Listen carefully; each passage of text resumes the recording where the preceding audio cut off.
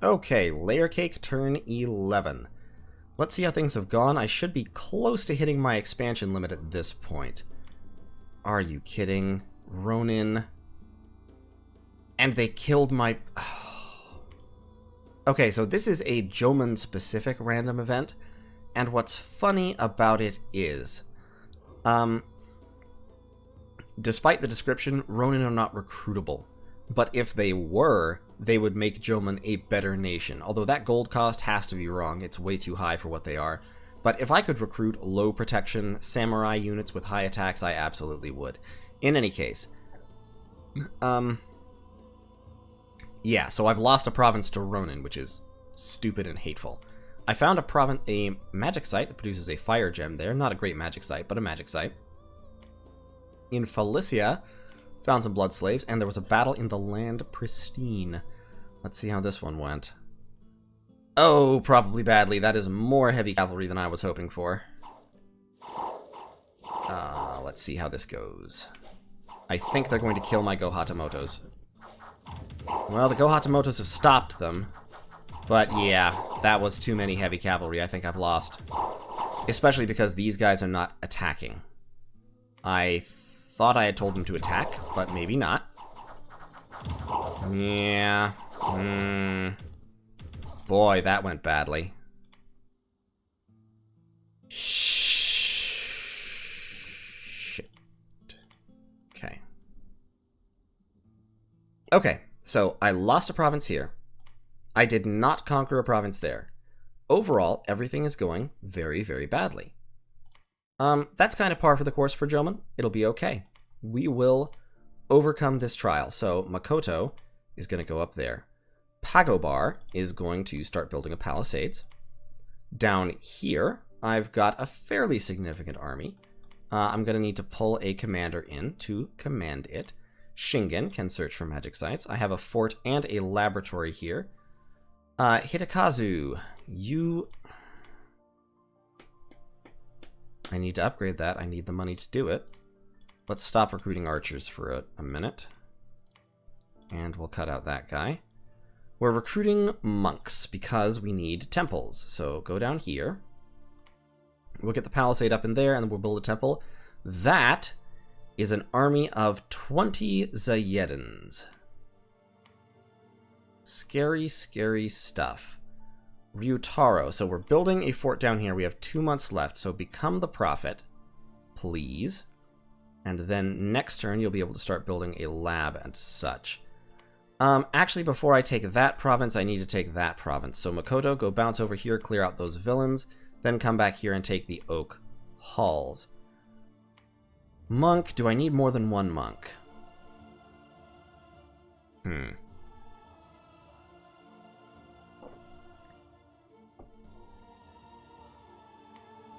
Getting 2 wouldn't hurt me. Let's get our scouts moving a little bit. Do not attack current province.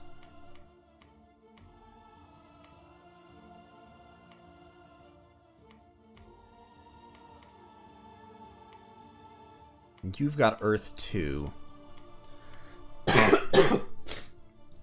Pardon my cough. Mashiro should go down here to search for Earth 2 sites. Hitakazu, you have Nature 2. Why don't you just research for a turn? Research-wise, I'm gonna hit Conjuration level 3 this turn. After that, I've talked about a couple of different strategies. Enchantment level 4 for Terracotta Army and level 3 for Claymen might not be bad. They're decent summons.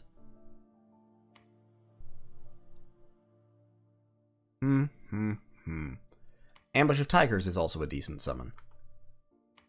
But let's keep going down Alteration, actually. Let's go down Alteration to level 5. Well, let's go Alteration 4 and then throw in some construction, maybe. I do like having some construction available.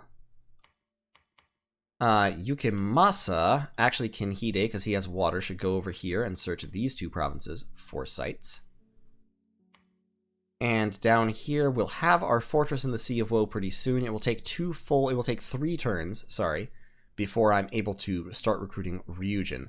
So I'm not going to be able to start recruiting Ryujin until turn 14. Up here, Masashi, yeah, I need construction level 2. Giving him construction level 2 would be helpful, because then he could go down there. So what if we did construction level 2 and then went down alteration? That would help. Okay. Unit recruitment wise, I still have 310 gold. So Hidekazu can still upgrade the fortress, which will take 2 turns. That will definitely be worthwhile. Up here, I'm going to swap my Akaoni recruitment away to this province.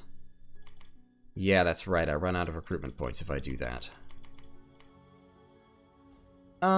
Yeah, okay. Let's just recruit as many samurai archers as we can. And then Akaoni up here. And 1 samurai archer. Okay. That will just have to be what it is. I could recruit an Oban, which is basically just a samurai, but with higher attack skill and slightly heavier protection. Worth the increase in cost, but... yeah. Not really. Okay. Yeah, I didn't realize that this province was, like, mostly heavy cavalry. Yeah, they're literally almost as many heavy cavalry as heavy infantry. So those 14 fought 10 Go Hatamotos, and honestly, the fact that the Go Hatamotos killed 3 of the heavy cavalry while only losing 7 of their own number is actually pretty impressive. A 2-to-1 casualty ratio is reasonably efficient. They do cost a little more resources, actually very close. Yeah, for trading 2 Go Hatamoto for 1 heavy cavalry, acceptable trade. The problem just was the Go Hatamoto routed and there weren't enough of them in the first place. So more Go Hatamoto would have solved that problem. I could get 5 of them per turn plus a couple of chaff infantry. Let's try that actually. And then up here, yeah, I'm gold limited here, so just make it Akaoni and Samurai Archers. Okay, so we'll get Stonegrave Mountains back. Then we'll bounce out and get Oak Halls back. We'll have our palisade in Kamiya built fairly soon, and we'll send Kinhide up to reconquer it. We're also going to search Carrion for sites. I'm actually not going to hit Conjuration level 3 this turn with both of those guys moving around and doing things, but that's still okay. I'm willing to accept it. This army, I do still need... Yes, Yukimasa is still summoning Tengu, so that's fine. Having 9 Karasu Tengu in an army, or 12, is definitely helpful. Who's moving down that way? Oh, Masashi, yeah, to build a temple. Because, as I said last turn, without my god, I need temples badly. Right now, my dominion is being pushed back on, I think, probably all sides. Because that's Man's dominion, I would bet. That's probably Agartha's dominion. That might actually also be Man's dominion. And then my dominion, of course, is being shoved away. Now, interestingly, this province only has 1 candle, but even so, I took heat 3. It shouldn't be cold here. Which makes me wonder if there's a water site in this province that's making it cold. I would love that. That would be the best. Or it's possible this is the Throne of Winter? What thrones do we have? We don't have the Throne of Winter, so it is not possible for that to be the Throne of Winter. We do have the Throne of Abundance, which gives you Sloth, which is terrible for Jomon, but also gives you a ton of gems, which is great for Jomon. And spreads Dominion, which would be specifically great for me right now, because my Dominion spread is awful, and I need to spread my Dominion, or I legitimately risk being Dom killed. Oh, it's just a bad scene. Just bad things are happening all over. I'm going to have to devote fort turns to Kanushi at some point, or I'm going to have to start building temples out here in the boonies. In fact, Masashi, move over here to build the temple. We're going to build the temple here and just start spamming out independent priests in Felicia, because I will set them to call my god, and I will have my god back at some point. calling back a god costs 50. You have to expend 50 priest levels plus or minus a small random factor. So in order to get to 50, if I'm recruiting priests from one province, then it's, 1 the first turn, 2 the second turn, 3 the third turn, 4 the fourth turn, etc. Should take only like 20 turns, something like that, but 20 turns is a long time. I would want to be doing it in a couple of different places. So, like, maybe conquer this province and build a temple there as well. Build a temple over here to help push my dominion in this direction. I can't recruit independent priests from that province, never mind. But, yeah, things have to be done in order to solve this issue, because 2 checks per turn is just not going to hold me, especially not at 70% chance. It won't work. I will literally be Dominion killed, which is not something I've ever had to worry about in any game of Dominions I've ever played. But now it is an actual worry. So that'll be an interesting, fun new experience. But in any case, thanks for watching. The trials and tribulations of Jomon will continue next time in turn 12. Raga. There's been a lot of diplomacy about Raga. We're kind of working out what's going to happen there. Yep, that is Ulm. Ulm has taken their province back from Raga. The others are attacking Raga. As a consequence, I'm not going to worry about attacking Raga. I'm trying to think of how to explain that, but basically the answer is ruthless self-interest. I have formed a coalition against Raga. I am now basically going to let it fly. If I get the opportunity to do something useful against Raga with limited or zero risk to myself, that's great, but I don't anticipate that I will. In fact, it's very possible that Raga will dedicate Zayedens to attacking me, specifically because he perceived me as the architect of the coalition, which is kind of fair. But instead, I'm going to first secure my borders, as you do, which is going to be difficult, but I'm going to do it. And then I'm actually going to attack Mechlin, because Mechlin is by far the weakest of my neighbors, and I need land. I feed on land. I require land. Yeah, so there's actually only 26 Ronin there, and they have such low protection they'll go down very easily. So this army will absolutely be able to wipe them out with the Akaoni Samurai. Which is good. The only good news I've gotten lately. Down here I have a fairly significant army, and it will be more significant yet by a small margin. So Setastar will take it. He'll move back over here. He'll take that province. We'll get another independent commander. Pick up troops from down here to reinforce. I do have a bunch of retreated units, including worthless Jaguar Tribe warriors, which I will use at some point for patrolling. They're cheap, so I'll just use them as patrollers or something. Quick reaction forces against independent events. And we'll go from there. So, thanks for watching. I'll see you in turn 12. Alright, it is LAyercake turn 12. Officially 1 year since the start of the game. We got a messenger from Raga. I'm not sure if this was sent just to me or to a bunch of different people, but in any case, he is trying to convince somebody to come in on his side while Bogarus and Ulm are fighting him. I've summoned some Tengus. I found a magic site in Felicia. Unfortunately, it was a farm of plenty, so it doesn't actually do anything for me, except give me more supply points that I don't need, because I have lots of nature magic. And I attacked Stonegrave Mountains and the villains that have taken it over. And this should be a pretty easy fight. They're just shooting bows at me, not really accomplishing much. My samurai are going to rush forward, take a couple of little hits, but overall, they just charge into melee and the villains just evaporate. Like one round, my Akaoni samurai scored 11 kills. That is what Akaoni are good at. They're very, very good at stabbing light infantry to death in melee combat. And my samurai archers got 3 kills too. So, that's fine. Ulm attacked Raga in Lost Canyon range, and by attacked I mean suicided his pretender again. She is immortal, magical girl Elizabeth Bathory, so she will come back. And in fact, the process of coming back heals her of most afflictions, so he may literally just be suiciding her in order to get her to reform. Yeah, she reforms the next month, and the process gets rid of most afflictions. So, she is 5 death, 5 blood, regenerating fear, invulnerable 25, all that good stuff. She has a life drain attack. And over here we have Raga's army with 6 Zayedins and 1 Turan Shah, as well as this area Spabed.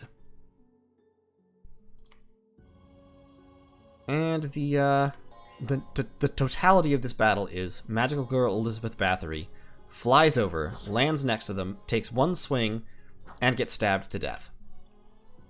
Here's the Zayedin's bless. You can see he's got a whole bunch of minor blesses. Blood Surge, attack skill, strength +4, magic weapons, shock resistance, defense skill, combat speed, and magic leadership. Unfocused, but still reasonably powerful. With that bless, you can see they're up to attack 16, defense 18. Attack will go up by 3 again when they hit their Blood Surge. And they're doing very significant damage with the lance, the broadsword, and the claw and bite attacks. So, very, very dangerous. In Sleepy Wolds, I found a troll lair, got a tiny amount of gold and a couple of gems. Got 5 nature gems in Gworth. And over here, I got some unrest and lost some of my luck, but that's fine. So, Ryotaro became my prophet. He's building a temple first, because that's all the money I have. This rock walls will be done in 1 turn. Ryotaro will build a lab, and then he'll move on. Over here, I'm collapsing troops into the Sleepy Wolds. Excuse me, I've got my infantry archers and 9 Karasu Tengu moving down.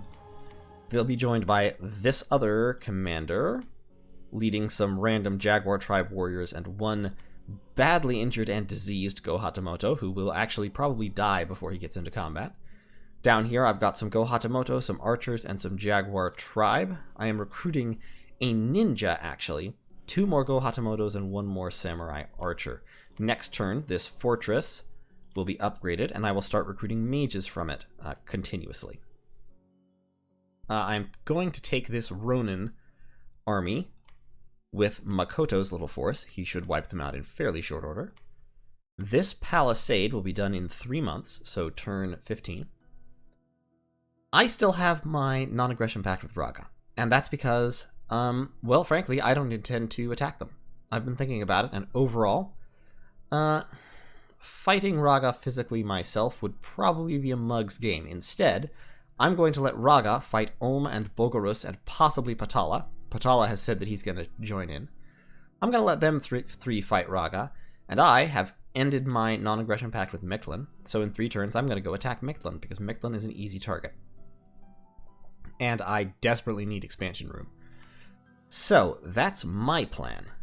We will see how well it goes. Both of my underwater fortresses will be done pretty soon. I'm going to move... where is he? Moving Masatsura up here into the mountains. I'm building a temple here with Masashi. Gonna move up here, build a lab, start cranking out more Master Shugenjas, or possibly more Standard Shugenjas. Haven't decided yet. Probably Masters. I like Masters a lot better. And if I get the money, I will build a fort here. My income will be going up significantly because building this fort will kick the income of this province up, and the income of that province is already really high.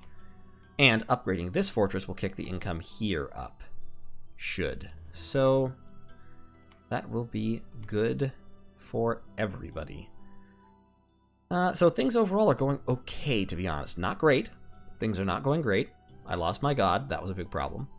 But things are going okay. Once I get the temple built here, I'll start recruiting a priest every turn, and those priests will just be set to call god. I'll also get other temples. I have a temple down here. Won't be able to recruit priests here because I can't recruit priests underwater. But I will at least have more dominion spread. These 2 temples that I'm building are going to literally double my dominion spread chances. And once I get 5 temples, they will also kick up the percentage chance of successful dominion spread by 5%. So that will be critical to keeping my dominion alive. And I need my dominion to be alive, I definitely do. So, that's the plan. Yeah, we'll see how things go. If Raga is getting very effectively beaten back, then I will jump in on them. But for right now, just going to build my forts, go fight Mictlan, take some territory, going to live my life, be happy, and let this fight go on. Because to be honest, Ulm and Bogorus, who is over here somewhere, I can't see their capital, but I think he's like right up in this area, north of Patala, who should be right here. Ulm and Bogorus are both very dangerous factions in the late game. Raga is primarily most dangerous in the early game. I mean, he's dangerous all the time, but in the early game more so. So having Raga fight both of them and take chunks out of them and have them take chunks out of him and kind of all slow each other up, that's fine. From my perspective, that is A-okay. Now, I would get great big bragging rights if I, as Jomon, managed to take Raga's capital, but I think odds are low. And I'm not interested in playing low percentage gambles right now when I have a pretty well sure thing right over here. So, that's what we're going to do. We're going to go for that. And we'll see how things go. Now, it's possible that Mictlan was lying to me when he said that he uploaded the wrong pretender and messed up his bless and all that, but I don't think so. I think that I'm betting on that probably being true. And I have good scouts in here. I can already see his expansion has not gone great, at least not in my direction. I'm going to move that scout over there, but that's still independent. So I don't know if that's still independent, but it looks like he probably only has at most 1, 2, 3, 4, 5, 6, 7, 8, maybe 9 provinces. Probably 8. Which means that I, of all people, am actually still bigger than him. I have 1, 2, 3, 4, 5, 6, 7, 8, 9, 10. About to have 11, and then turn after that I should have 12. So, you know, comparatively, I'm doing pretty well. Anyway, I will see you all on turn 13, where things will continue to heat up. Actually, I forgot, this is actually a 2-turn non-aggression pact that I have over here, so turn 14 will be free to fight each other. So, I'm not recruiting anything because I'm out of money, but I'm going to build fewer temples in the future. 3 will kind of stabilize me. I'll probably get a 4th. And then, of course, I'll get another one down here, which will help. Temples in the water don't spread dominion to land as easily, but having them in the water I still want to do because it allows me to recruit Ryujin. And having Ryujin would be fantastic. Research-wise, I'm going to hit Conjuration level 3 this turn. My research is still slow because I'm moving mages around. After Conjuration level 3, I'm going to grab Construction level 2 for basic items, and then start hitting down Alteration to level 5. Alteration level 5 will of course give me Wooden Warriors and Maws of the Earth and Shatter. It will also give me Incinerate, which is a really cool little fire spell. It is only single target, but it's 18 armor negating damage. That's pretty sweet. And also Phantasmal Army for when I begin to recruit Dai Tengu. On top of that, I am actually one of the factions that can potentially use Bone Melter if I stack boosters. I'll need to get up to Construction level 6, but if I give a Master Shugenja with a Water Random, a Water Bracelet, and a Robe of the Sea King, or Robe of the Sea, he can use Bone Melter, which is an AoE 1 instant death spell. That's a pretty cool little effect. There's also a higher level version. At level 8, there's Liquefy, which is an area of effect 3 Bone Melter that also has a crippling effect. So that's nice. Liquefy is a nice spell. It is magic resistance negates easily, unfortunately, so that makes it a lot less good. Bone Melter is only magic resistance negates, so you will usually kill at least 1 or 2 people with it. But mainly level 5, I'm going up to for Wooden Warriors, and potentially Mother Oak. I'm probably not going to be the one who gets to cast Mother Oak, though. It requires 5 nature. I don't have any mages that are that high, and getting up that high would be a job and a half. But anyway, we're going to go up to level 5 for Wooden Warriors, Maws of the Earth, Destruction, all those good spells, Blight, Curse of Stones, Lightning Resistance could be really useful. And then from there, we'll see where we can go. So, thanks for watching. I'll see you in turn 13. Alright, welcome back to LAyercake, ladies and gentlemen. It is turn 13. We have researched Conjuration level 3. We're turning towards Construction. We've summoned some more Tengus. We have found no magic sites, which is Kind of to be expected. We have completed our fortress in Sleepy Wold and the rock walls in the Sea of Woe. So excellent, we're making good progress. Unexpected event in Kamiya. Ooh, we found 10 astral pearls. That's a pretty significant number of gems to find. That's pretty cool. And battle in Oak Halls. This is us taking our province back from the Ronin. And somehow I don't think we're going to lose this one. Ronin are, yeah, 14, 18. They're basically, like I said, they're basically basic Jomon samurai, but without armor, which is an option I'd like to have, but isn't an extremely powerful troop. So the Akaoni are going to cut them to ribbons. For example, they have an attack of 14 with their katanas.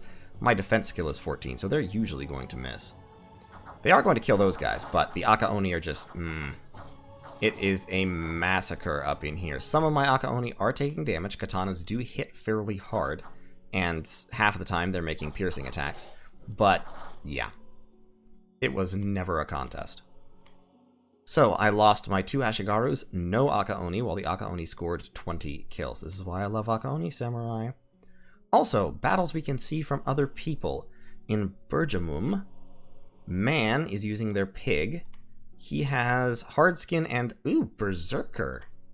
Interesting, they gave him a Berserker bless. Fascinating. Berserker +2 is a bless that you can take. I believe it's a nature bless. And normally it's an awful idea in a lot of circumstances. Now, for the Thrice-Horned Boar, who already naturally goes Berserk, increasing his Berserker by 2 points is a net buff. But for Man's other sacred units, it's definitely a downside, because they're like crossbow units. I mean, they do have melee power as well, but they're also crossbow units. He's cast Stone Skin on himself, so his protection is incredibly high. And he's going to go into combat, and he's just going to trample these guys. Like, there's no way they're going to stop him. See, they hurt him a little bit, and his protection jumped again by 7, as well as his attack skill and strength going up by 7 when he went Berserk.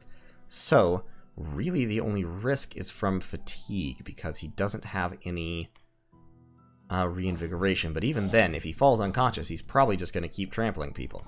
You can see he is accumulating 7 fatigue per round, but being a size 6 trampler, there isn't a whole lot that can stop him, except for things with a really high defense score. So against elves, this would be a terrible idea. Against independents, though, I mean, they just don't have anything that can handle 36 protection. There's not much that can handle 36 protection, to be honest. You pretty much have to be hitting with armor piercing or armor negating damage. You can see, however, he's having a hard time killing light cavalry with defense skill 15. Now, every time he moves them, they take like 1 or 2 points of damage, I think. See, hit point 7, hit point 6. Yeah, I think they take 1 point of damage every time he moves them. So he is still hurting them, but very, very slowly. And in the course of that battle, he did rack up 68 fatigue. So that can happen. He can fall unconscious. But it was just the Thrice-Horned Boar versus Independence, and he wiped him out. There was also a Mictlan battle in Junal Forest. So let's see how that went. So he's got a Priest King, a Mictlan Priest, and a bunch of Jaguar Warriors. So this is actually a chance to confirm or deny what he said about his bless. He did take something of a bless. HP +2. Okay, that makes me think he actually does have a horribly cancerous bless. And he just took an imprisoned or dormant god. Probably imprisoned, because it's turn 13. So the dormant pretenders should be waking up or already woken up. But yeah, he definitely lied to me, which is, you know, fair, understandable. But yeah, he's got HP +2. That's a couple points of nature. So I still don't know if that's all he has or if he has a lot more, but I'm going to have to proceed on the assumption that he has a lot more. What that means is it was definitely the right choice to declare war now, because either way, this is the weakest he's ever going to be. Either he's going to get much, much stronger in the near future, or he's not, but in either case, I want him gone, like as quickly as I can. This one is diseased and crippled, which is great. Chest wound, feeble-minded. Okay, so these Jaguar Warriors have been expanding for a while, and they've taken significant afflictions in the process. So they did beat the Independents. They lost one of their Jaguar Warriors. Losing a Jaguar Warrior even against opposition like that bodes well for me, because my Akaoni Samurai are way better than those Independents. And that was, where was that battle? Here. So he's just started to expand in this direction. Which means, yeah, he's very small. Interesting, interesting, interesting. Okay, I can definitely take him. So, we're building the palisade over here. We have 2 months to go. We've got our fortress upgraded here, which means we're going to start recruiting Master Shugenjas, and we have a ton more resources now. So, we're going to go to... Oh, yeah, but it's recruitment points we're lacking. So we can't really do Akaoni effectively. It's definitely going to have to be samurai archers out of this fort. Does still run us out of resources, which is, you know... That's how life is when you're Jomon. You run out of resources. Now, military-wise, these guys can just go away because they suck and I hate them. We're going to give all the archers to him. The infantry we're going to give to him. Like that. Archers here. And then we do have some extra space, so we'll give him these Jaguar tribe. So, the way we're going to handle this is you're on hold and attack archers. You're on fire at the archers. You're on hold and attack closest. No, not you. You, up there, are also going to be on hold and attack closest. And you're going to be way out on the flank. So, what's going to happen, hopefully, is this block of infantry is going to go in. They're tough enough to fight heavy cavalry. Not one-on-one, but overall, they're tough enough to fight heavy cavalry. As they engage the heavy cavalry, the 9 Tengu will hit the archers and hopefully the commanders, except for the mounted commander that's with the cavalry. And then these guys should come in from the flank. These guys are both on hold and stay behind troops. And Hidekazu, do you have anything useful you can cast? I don't believe so. You could cast Enlarge, which would be interesting. Oh, you can cast Armor of Achilles, which would make heavy cavalry armor fall off. That actually would be somewhat helpful. So why don't you cast Stone Skin and then Armor of Achilles as many times as you can. Okay? Because it has a range of what? It has a range of 15. Okay, so Stone Skin, hold, then Armor of Achilles. Yeah. You all are going to go in there. Yoshimitsu is going to move up north because... Oh, he's building a fort. Well, that's understandable. I think I've already seen... Don't think he's going to have time to finish it before I come in like the proverbial wrecking ball, though. So let's grab... Once again, we're recruitment point limited. So Obons are 15-18 with 11 defense skill. 15-21. How many Obon can I get? Okay, Obon run me out of resources first. Go Hatamotos. I can get 1, 2, 3, 4, 5, 6, 7, 8, 9, 10 Go Hatamotos plus working on an 11th compared to 1, 2, 3, 4, 5, 6, 7, 8, 9. 9 Akaonis. Or 1, 2, 3, 4, 5, 6, 7, 8, 9, 10, 11. Oh, 10 working on the 11th Oban. Of those choices, I'm probably going to take the Akaoni. Because the Akaoni have the best stats, including by far the best defense. And that's really what matters fighting against Mechlin, because Mechlin does not have great... they don't have great armor. So the extra damage from the Go Hatamotos won't help. Obons, the extra protection would help, but I think 2 points of defense will help more. So we're going to go like this. That's going to be the strategy. We've got a temple here. You are going to start calling God. We are going to be recruiting a priest out of this province every turn. We've got a fort and a temple, and now we need to build a lab. We also need to upgrade that fortress. Not too worried about it just yet. It's too bad I can't fire Shudu. I don't have a... There's no fire command. But 300 gold... Ugh, I can't free up 300 gold right now. I've got a palisade building there. Yeah, I'm out of funds, and I need to keep going. You, sir, are going to be on Konoha Tengu duty. My nature gem income is still very low. My air gem income is honestly also still very low, but we definitely are going to need Tengu to bulk out our armies. Kinhide has searched that place for magic sites. Let's move up here and search it for magic sites. Makoto, move over... Do I think I could take that province? 50 enemy units, militia, archers, and light infantry. And here I do have 15 crossbows that will be freed up in a couple of months. Actually, if I could recruit a commander, 15 crossbows would be helpful in a lot of ways. Interesting, Patala is moving in with what looks like mercenaries. Yeah, Patala has hired all of the mercenaries. Literally all of them. So that's Guta Bluecraft's Sonnenkinder. There, the macemen. They've also got some war elephants. So Patala is pushing Raga, which is great. And it looks like Ulm is pushing back as well. Haven't seen Bogarus. They may be kind of playing the same game I am, where they're not really... Where they're like kind of contributing, but not really contributing. You know what I mean? Yeah, they're probably playing that game. 3 temples pushes me up to 5 temple checks per month, which is a much more comfortable place to be. So we're going to take that province. I'd also like to double down and take this throne. Throne-wise, there's a number of them. I think both of these are level 1 thrones. I believe they are. I would bounce my ninja off this throne, but I want to actually use him. I want him to be going up into Mictlan territory, where if there is a province that has, say, been taken by barbarians or werewolves or something, he might be able to take it by assassination, or just a province that is not guarded by province defense.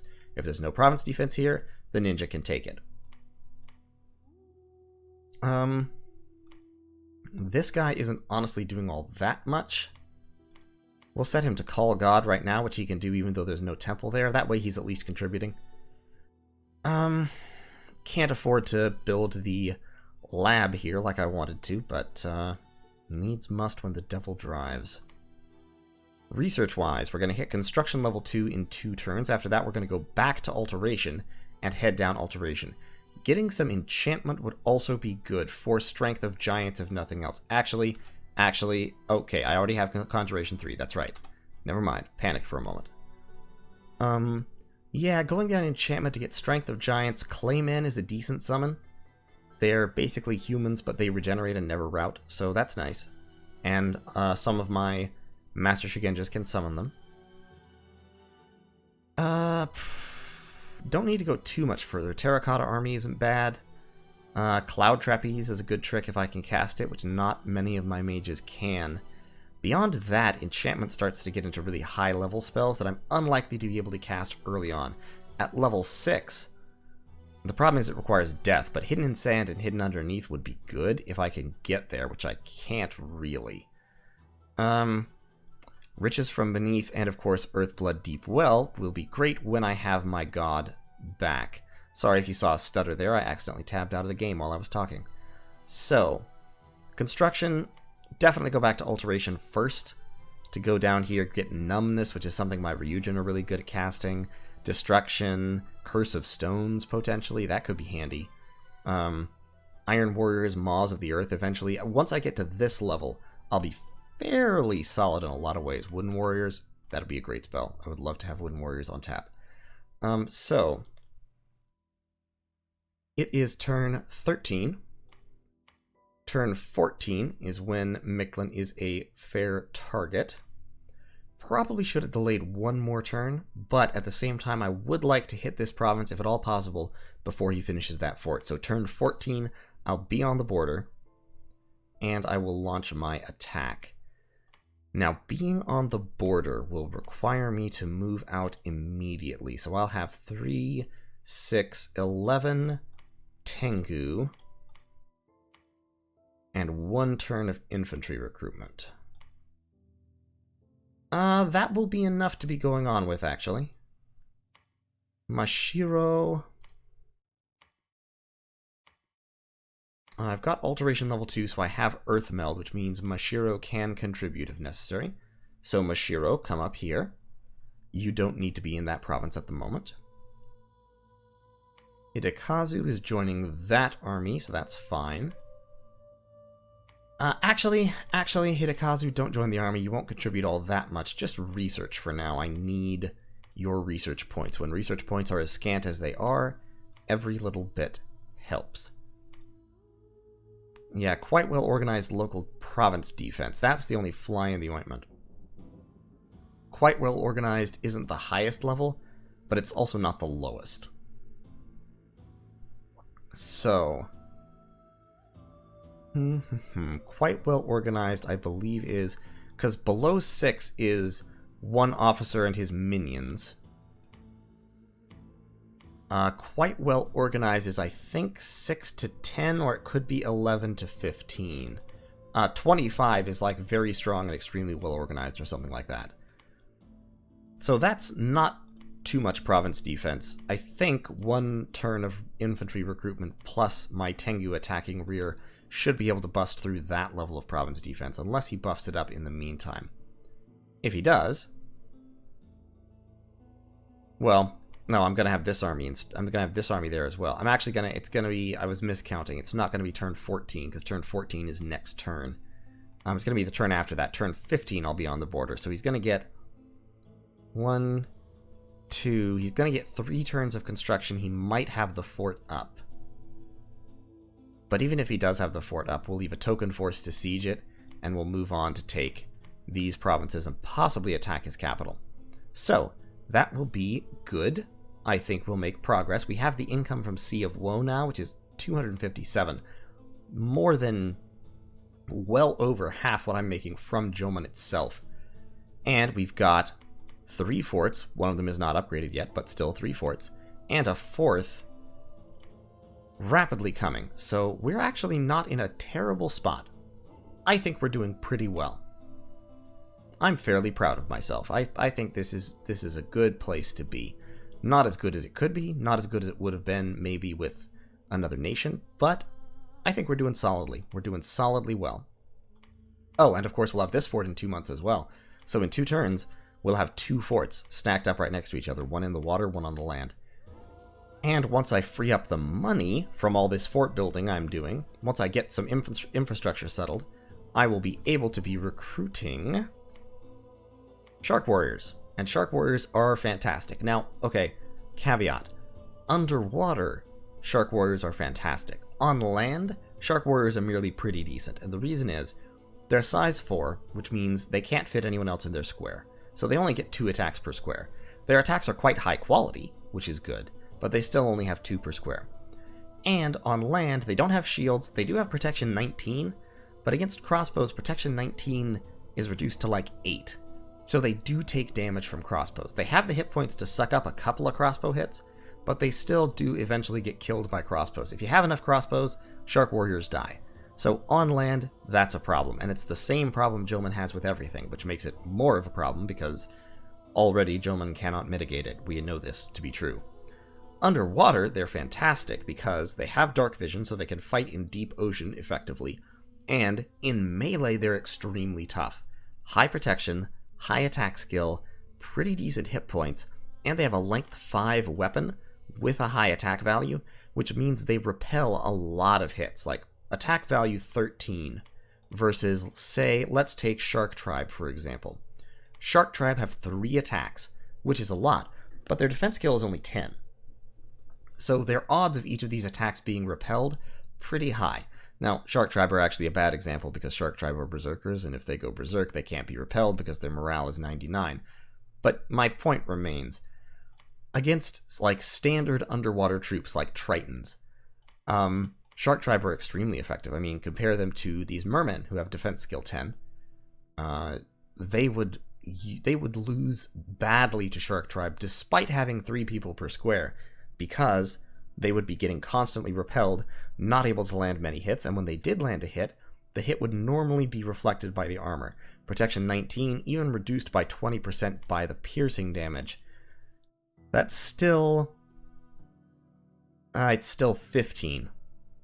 Or 16, depending on how they round. I think it's still 15. So 15 protection against 12 damage, still extremely solid.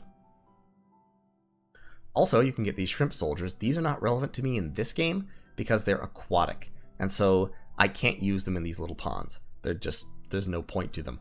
I could recruit them, and I might recruit them if I want nothing but defense, because they cost 50% less resources than Shark Warriors, and literally almost a fifth of the gold. Between 20 and 25% of the gold. But Shark Warriors are definitely my amphibious recruit, and the eventual plan, cross my fingers, will be to have Shark Warrior groups come out of both of these lakes and march into this lake and take it away from Patala, and or come down this way, march across this isthmus, this little area, these two provinces, and jump into this lake to take it away from Atlantis. I think either of those are possible, especially with Ryujin support. Because, of course, Ryujins are fantastic. We've talked about Ryujins a lot. We've looked at them a lot. All Ryujins are strong. The fire ones have acid spells. The air ones have lightning spells and air buffs. The earth ones have earth buffs. The nature ones have wooden warriors and other nature spells that they can cast Swarm. They can cast Creeping Doom. They can all forge things. They can all get good summons. They're just really, really good mages. And as soon as I can get... that's why I'm spending the money to build a lab this turn, because next turn I want to start recruiting a Ryujin. Even if I don't have this fort made yet, I'll work out how the turns work. Since I only have 1 point here still, it may work out to recruit a Crab General first, so that he can lead a party of Shark Warriors later on. But Crab Generals are hilarious. I love Crab Generals. They're not good. They're not the best units, but I just love them. They're so... Look at it. Look at that dopey old guy. Look at him. He's so happy. Somebody gave him a spear, and it's his favorite thing in the world. Anyway, I probably will have room to sneak a Crab General in there before... excuse me. Before I recruit my first Ryujin, but I want a lot of Ryujin. Excuse me, taking a sip of water there. So, the plan is definitely go to war with Mictlan. If somebody starts pressuring me on why I'm not helping more against Raga, I'll be like, look, I don't have much to help against Raga. I'm helping the only way I can. I'm researching. I'm doing what I can. I'm taking out Mictlan, who I think is allied with them. That's true. I do think Mictlan is trying to ally with Raga, which is sad because, but I mean, reasonable in his circumstances, I guess. And from there, we'll see what develops. If I can eat a significant fraction of Mictlan, eating Mictlan as Jomon, what a sentence. But if I can kill a significant piece of Mictlan and get like all this, then I'll be in a good place. I really will. And from there, it should be a good time. So, I'll see you in turn 14. Alright, it is turn 14 of LAyercake. I've actually already made all my moves, and the reason is I made an embarrassing mistake. I went through and I recorded the whole video, and I got all my everything done, and only when I went to edit it did I realize that my microphone was off the whole time. So, this is take 2. In any case, basically, move-wise, if we look at our messages, we got to see Patala attack Raga with War Elephants. It was just a little bit of province defense. We've seen War Elephants in action before. Patalan War Elephants are much worse than the War Elephants of, say, Early Age Machaca or Arcosafale, or in fact a lot of the nations that have national War Elephants, because they don't have a morale bonus and they don't have any extra attacks. They do have some protection, but it's all natural. They don't have any actual armor. And basically, the War Elephants just charged in and ran everything over, and there was no problem there, except for these two back here who both appear to have limps. So that was fine. Patala is still pushing Raga, which is great. Dormant Pretender Gods starting to wake up. We've summoned some more Tengu. There was a battle in the Land Pristine, which kind of went well and kind of didn't. It went well in that As you can see here, we hit them with lightning, and then we stopped them up and killed them with our infantry, the heavy cavalry. Didn't go well in that the Tengu all died. This is kind of the high-quality heavy infantry, independent heavy infantry, which has pretty decent protection as well as pretty decent defense skill. And high protection, decent defense skill troops are hard for Tengu to handle, especially in conjunction with heavy cavalry. So the Tengu all died. The rest of my infantry cleaned up the heavy infantry pretty effectively, and as you saw, Jomonese elite infantry can deal with heavy cavalry very, very effectively. So, I lost 5 infantry, I'm not counting Jaguar Tribe warriors because I don't care about them, and including none of my Go Hatamotos, which are quite good at dealing with cavalry, to be honest, and all 9 of my Karasu Tengu inflicting relatively little damage. But, overall, a good result. We won the battle. Unexpected events, we got some luck there, we got some Earth Gem there, and some misfortune there. We've got our fortress done, we've spent all of our money this turn. First, we are recruiting a Crab General who will eventually lead a party of Shark Warriors. Next turn, we will begin recruiting... Actually, next turn we're going to recruit another Crab General, and then the turn after that, our fort will be upgraded, and we will begin recruiting our first Ryujin. Our fort up here will be done next turn, and we will start recruiting Shark Warriors out of there. Actually, to be honest, since we're about to get that one done, let's not recruit the Crab General. Let's just start with the... Well, I don't have the money to start with the Ryujin because I'm doing everything else. So, fine, let's keep going. Ryutaro is moving out of the water and is going to go up here. Interestingly, because he is holy and water now, he can use the meditation sign, which is a reinvigoration spell. So he can reinvigorate himself, which is kind of a cool ability. It does mean that he could, for example, spam lesser water elementals very efficiently, like elemental, elemental, meditation sign, elemental, elemental, and then he'd be, once again, pretty much out of fatigue. But being able to cast 4 water elementals in 6 rounds, not bad. Not bad at all. I would want him to get up to the point where he could cast, like, full-size water elementals, because lesser water elementals, in my opinion, they're very unimpressive. They have 2 attacks, but other than that, they just don't accomplish much. We are getting ready for the war against Mechlin. We ended the non-aggression pact. It actually ended this turn, so I could attack him this turn if I had people in place, but I don't. Moving my army over there, these 2 mages are taking earth gems with them, and moving up here so that they can summon earth elementals if necessary, which is an ability I want them to have. But for right now, they're just going to stone skin themselves, summon earth power, and then start casting earth meld to stick Mictlanese troops in place.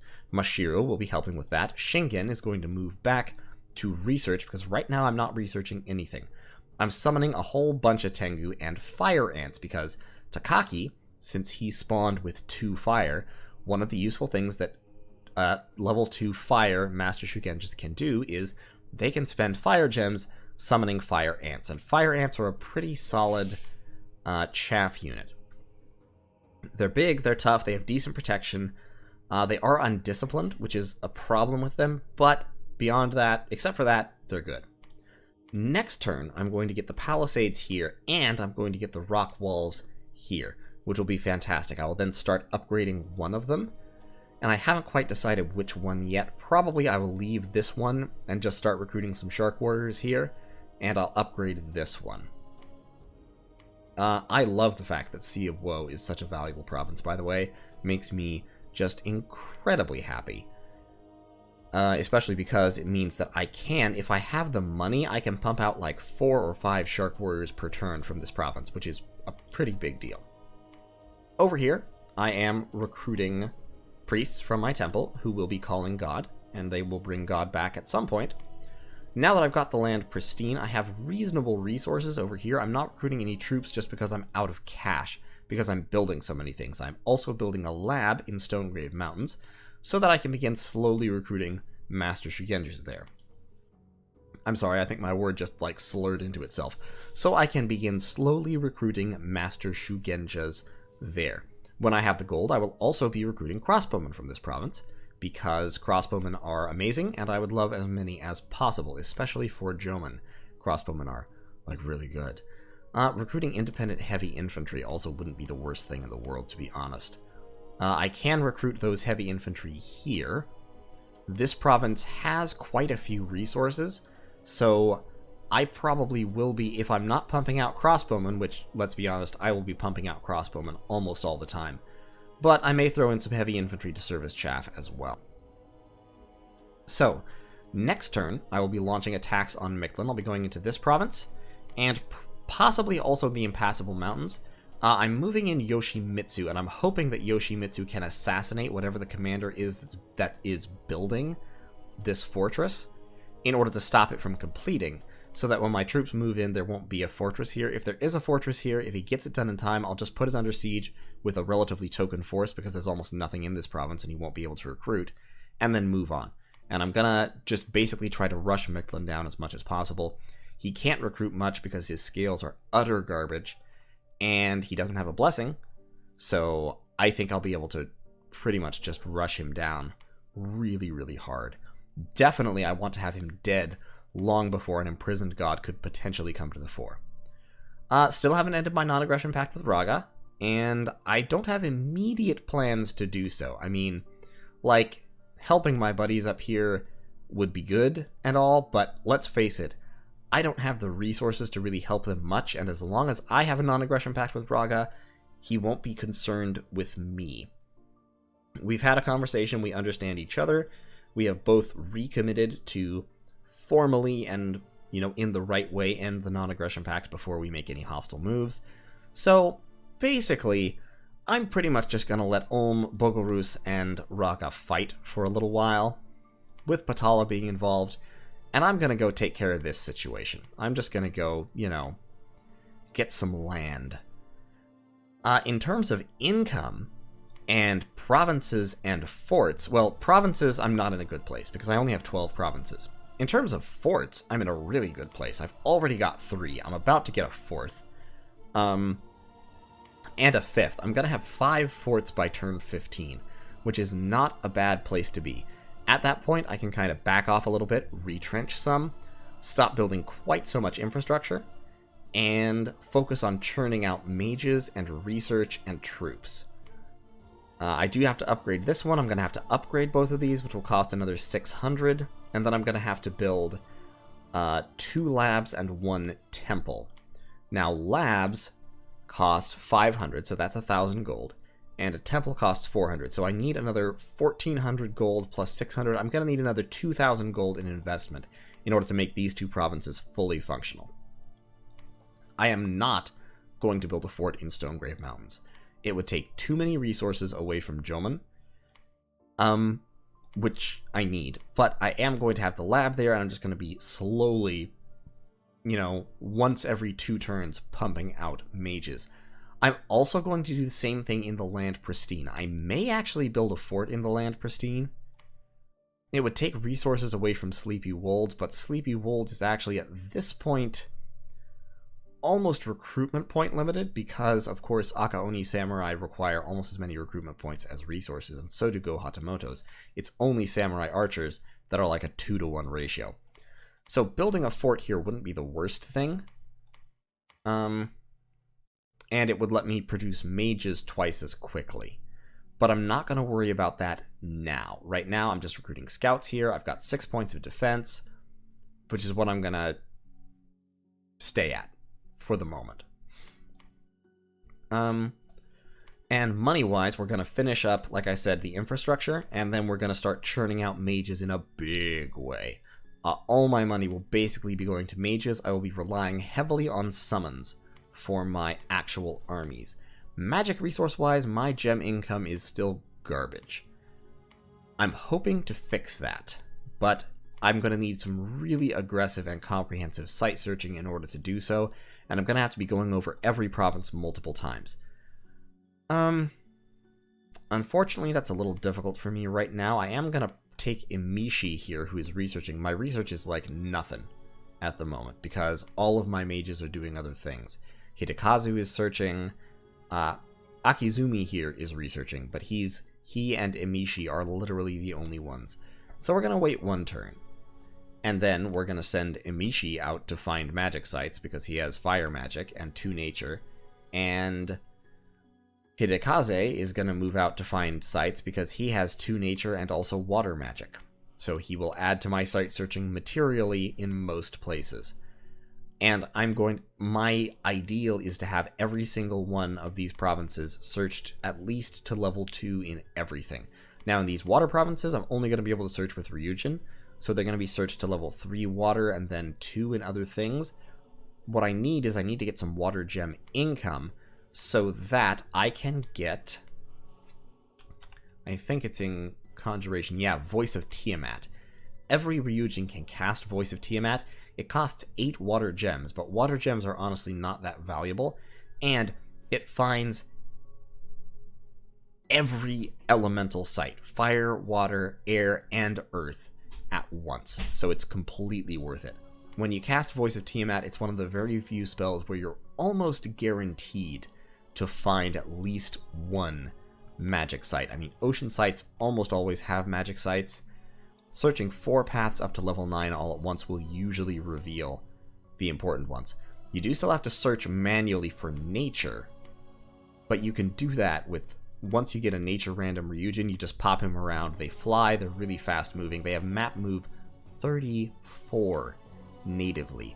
These guys can go anywhere. If you put a pair of Boots of the Messenger on them, then they're up to 43, which might be the highest map move in the game. And so they're incredibly efficient site searchers because they can always hit a new province every other turn.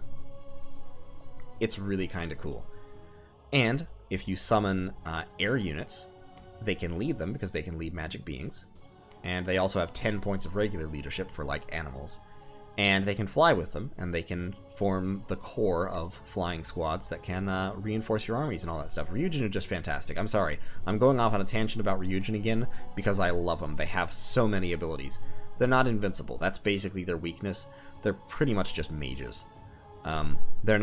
They're kind of thug chassis, but they're not efficient thug chassis considering how much they cost. In any case, but enough about Ryujin. For now, that's going to be the turn. And then for the next few turns, we're going to be eating Mictlan, we're going to be site searching, we're going to be researching, heading back up Alteration towards level 5. Once we hit Alteration level 4, if Raga isn't already pretty much dead, we are going to end the non-aggression pact with them and start casting Wolven Winter on Raga itself. We have agreed I'm going to end the non-aggression pact before I start casting spells on Raga, so he knows that. That's fine. I will need to get some water gem income before I can do that, which, yeah, that's going to be kind of the thing. Definitely going to need water gem income before I can start casting spells like that. But, once again, that's for the future. So, thanks for watching, and I'll see you in turn 15.